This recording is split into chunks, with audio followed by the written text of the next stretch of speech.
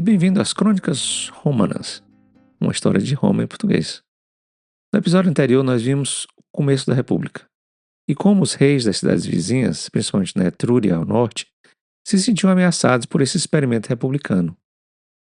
No episódio anterior, também conhecemos a estrutura da sociedade romana, que desde o começo era dividida entre patrícios e plebeus. Vamos então começar hoje revisando um pouco da geografia da Itália, no começo daquele século V a.C. Como sabemos, Roma ficava na margem sul do rio Tibre, um rio que corta o centro da Itália de leste a oeste.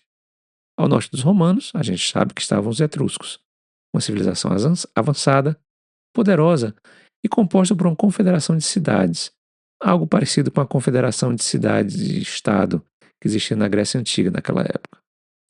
Entre as cidades da Etrúria estavam Viei, Tarquine, de onde teria vindo aquela família real dos Tarquinos, e Clúsio, que era aquela cidade do rei Porcena, que a gente conheceu no episódio anterior. Lá no sul da Península Itálica, daquela bota itálica, estavam as colônias gregas, em torno da cidade de Nápoles, que era a chamada Magna Grécia, ou seja, a Grande Grécia. Entre os romanos e os gregos, ali pelo meio da Itália, em colinas e morros, viviam tribos nômades, inclusive os Volsces, que a gente vai ver um pouco hoje, que subsistiam em torno do pastoreio e que às vezes atacavam as fazendas na planície latina em torno de Roma. Todos esses grupos ficavam no lado oeste da península. Lá no lado leste, do outro lado, aquela região que fica banhada pelo mar Adriático, estavam algumas tribos sabinas ainda, que não tinham sido integradas aos romanos, e um grupo importante, que eram os samnitas, que a gente vai ver em breve.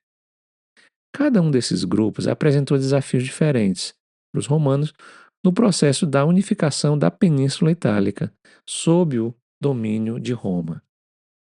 Dentro dessa geografia cheia de potenciais rivais, os romanos conseguiram se impor depois de resistirem àqueles ataques do rei Porcena, e naquela região central da Itália, seus últimos competidores eram aquelas tribos latinas, que eram bem menos organizadas e eram facilmente derrotadas pelos romanos e pelas suas legiões.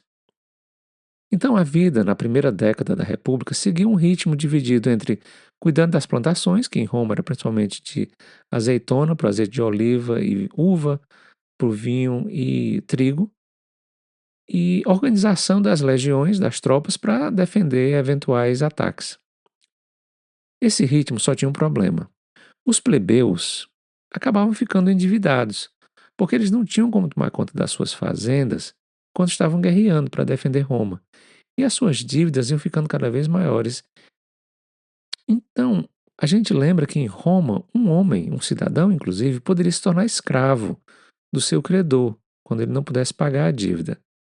E assim muitos plebeus se viram escravizados. E sem capacidade de pagar a dívida, pois, como escravizados, eles não ganhavam, então acabavam ficando naquela condição até o fim da vida. Essa tensão toda deu origem ao que se chamou de o conflito das ordens. E finalmente um dia, em torno do ano 494 a.C., ou seja, no fim daquela primeira década da República, os patrícios, ao convocar os plebeus para se alistarem para mais um confronto com a tribo vizinha, descobriram para o seu espanto que eles tinham feito uma greve. Tinham saído da cidade e tinham se mudado para uma colina vizinha, conhecida como o Monte Sagrado.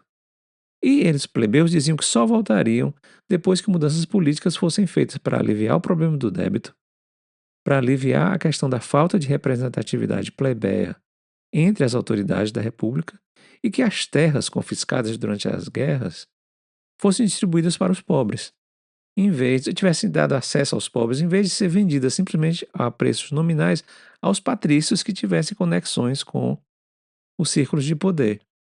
Então, os patrícios ficaram furiosos. Eles tentaram de tudo para convencer os plebeus a voltar a Roma, né? Apelaram para a ira divina, para o amor a Roma, para o dever do cidadão de defender sua cidade. Nada disso funcionou. Os plebeus não voltaram até que os patrícios dessem concessões a eles nesse movimento que ficou conhecido como a Revolta do Monte Sagrado ou a Primeira Secessão da Plebe, uma espécie de greve na antiguidade. E se você está ouvindo a primeira secessão é porque vão haver outras, né? Temendo a invasão no momento de divisão interna, os patrícios finalmente concordaram em criar a figura do tribuno da plebe, com poder de veto sobre as iniciativas legais do Senado. Foram criados também nessa época o cargo de edil para auxiliar o tribuno, e eventualmente a plebe também ia conseguir a criação de conselhos da plebe, que evoluiriam para assembleias populares, assim como a realização de plebiscitos. Claro, né, que essa palavra tem a ver com plebe, e a palavra tribuno acaba gerando também a palavra tribunal, que a gente usa até hoje em português. Assim, a gente está vendo nascer o embrião da estrutura do Estado, um Estado composto por assembleias populares, que representam o povo, né? O Senado, que representa os patrícios, ou a aristocracia, e o poder executivo dos cônsules e dos tribunos. A gente está começando a ver aquela famosa sequência de letras que representa Roma, né? Pelo povo e pelo Senado de Roma.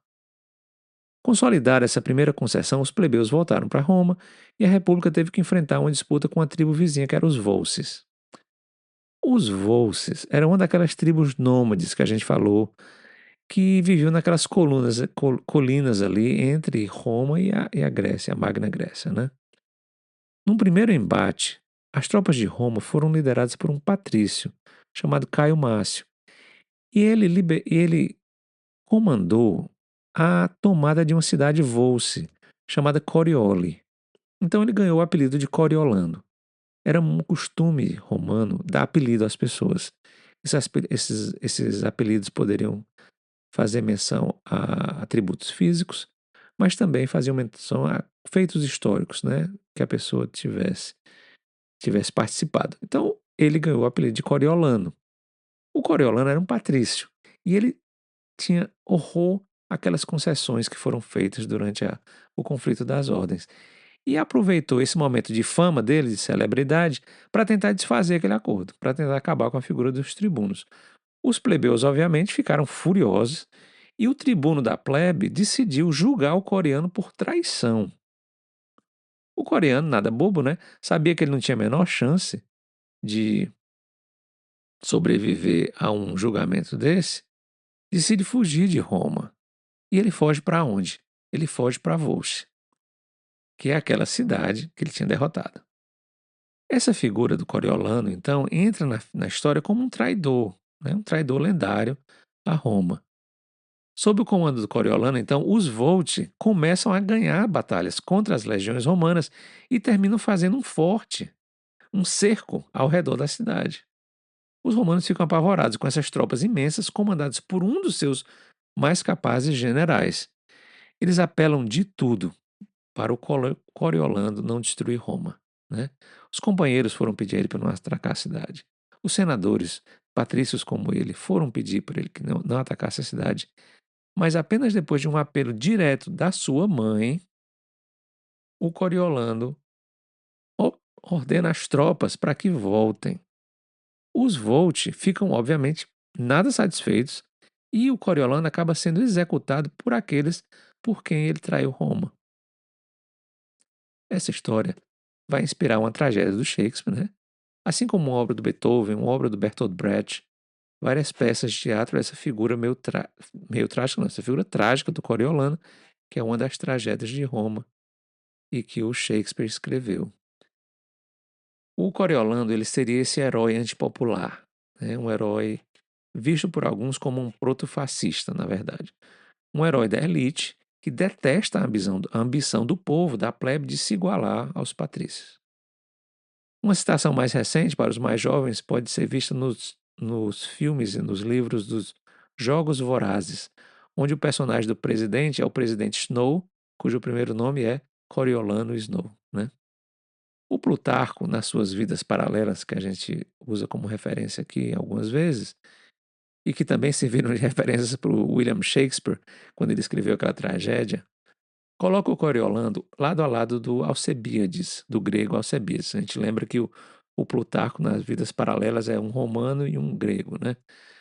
O Alcebiades e o Coriolano eram comandantes de talento, grandes guerreiros, generais muito habilidosos, mas que por ambição e por uma falta de talento político acabam levando a sua liderança militar para o inimigo da sua terra natal.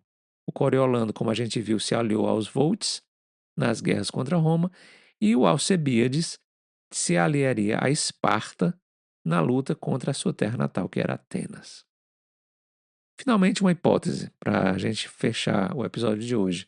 Alguns historiadores acreditam que os romanos criaram a lenda do Coriolano, um general romano comandando tropas inimigas, para explicar as derrotas que os próprios romanos teriam sofrido no campo de batalha. Afinal, para derrotar as legiões romanas, somente um líder romano. E assim vimos nesse episódio o primeiro salvo desse conflito das ordens e de como os plebeus conquistaram sua representação política através do cargo do tribuno da plebe. No próximo episódio, veremos um segundo capítulo nessa luta dos plebeus por proteção contra o excesso de poder patrício. E assim assistiremos mais um passo na construção da estrutura política da República e um passo importante na constituição do direito romano, a primeira publicação das leis escritas e gravadas em placas de bronze. A gente se encontra.